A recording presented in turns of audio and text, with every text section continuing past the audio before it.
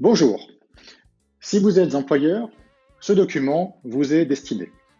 Il a vocation à vous expliquer comment et pourquoi, en votre qualité d'employeur, pendant cette période d'état d'urgence sanitaire qui a vu les conditions de travail totalement bouleversées et qui nous impose de réfléchir à de nouvelles conditions de travail pour les jours et les semaines à venir, comment et pourquoi, en votre qualité d'employeur, vous avez l'obligation de mettre à jour votre DUER. Le DUER, pour ceux qui encore ignoreraient de quoi il s'agit, est le document unique d'évaluation des risques. C'est un document qui est obligatoire dans l'entreprise, qui est obligatoire dans toutes les entreprises, quels que soient leurs effectifs, et qui découle de l'obligation de sécurité de l'employeur, qui est une obligation au titre de laquelle l'employeur doit prendre toutes les mesures nécessaires pour assurer la sécurité de ses salariés et également toutes les mesures nécessaires pour protéger la santé physique et mentale de ses salariés.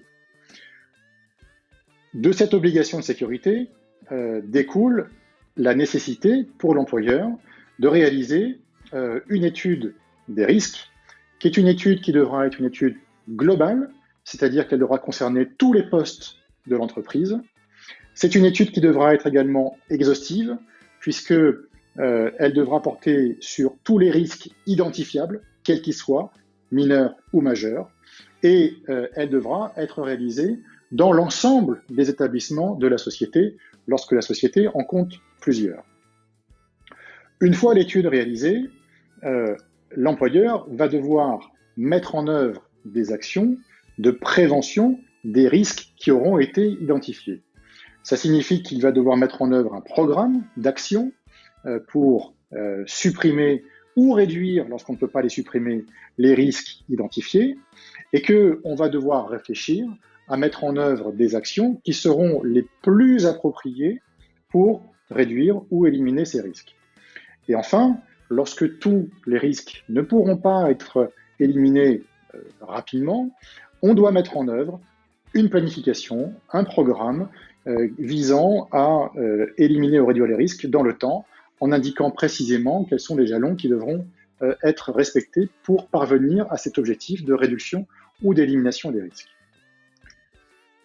Une fois l'évaluation réalisée, cette évaluation doit être retranscrite dans le document unique d'évaluation des risques, qui est un document qui ne va pas être définitif, figé dans le temps. C'est un document qui, au contraire, va être dynamique. Dynamique, pourquoi ? Puisque la loi impose aux employeurs de le mettre à jour régulièrement, à minima une fois par an, mais surtout dès lors qu'un important changement est opéré dans les conditions de travail des salariés ou dans leurs conditions d'hygiène et de sécurité. Et c'est exactement ce qui se passe actuellement, puisque le Covid-19 et l'état d'urgence sanitaire lié au Covid-19 impose aux entreprises de réfléchir aux conditions dans lesquelles elles doivent adapter les conditions de travail pour anticiper les risques de propagation de l'épidémie. Ça implique notamment, basiquement, de mettre en place les gestes barrières, de mettre en place la mise à disposition de gel hydroalcoolique, de mettre à disposition des salariés des gants ou des masques, etc. Évidemment, toutes ces conditions diffèrent selon l'activité des entreprises et l'ensemble de ces mesures qui sont récentes, qui sont liées à l'épidémie, toutes ces mesures devront nécessairement être prises en compte dans une actualisation, une mise à jour du document d'évaluation des risques. Ce qui est important de noter, c'est qu'il ne suffit pas de réaliser l'évaluation, il faut également que cette évaluation soit transcrite dans le document unique d'évaluation des risques. Un juge a décidé très récemment que c'était la Poste. La Poste n'avait pas rempli ses obligations en se contentant de réaliser une évaluation qui était une évaluation sérieuse. Encore fallait-il que l'évaluation soit transcrite dans le DUER et que ce document soit mis à disposition des salariés et de l'inspection du travail. Le juge a également un rôle qui est un rôle de contrôle, puisqu'il va contrôler le contenu du document. Et il va pouvoir, par exemple, s'il estime que les mesures sont insuffisantes pour protéger les salariés, il va pouvoir imposer aux employeurs de compléter son document unique d'évaluation des risques, y compris sous astreinte, et c'est également ce qui a été jugé dans une autre affaire très récemment. Et le juge va également pouvoir imposer à l'employeur de prendre des mesures pour s'assurer que les programmes d'action qui sont inclus dans le document unique d'évaluation des risques soient bien suivis. C'était notamment le cas récemment dans une affaire qui a été jugée à Lille, d'une entreprise dont les caissières avaient l'obligation de porter des masques, mais qui ne le faisaient pas, et qui régulièrement ne le faisaient pas. L'inspection du travail a dénoncé ces faits, a saisi le Conseil du prud'homme, et le Conseil du prud'homme a imposé à l'employeur de vérifier que les mesures prises étaient bien appliquées et de prendre des consignes strictes d'application de ces mesures, y compris par la voie de formation à l'égard des salariés. Voilà une obligation essentielle qui s'impose à l'employeur.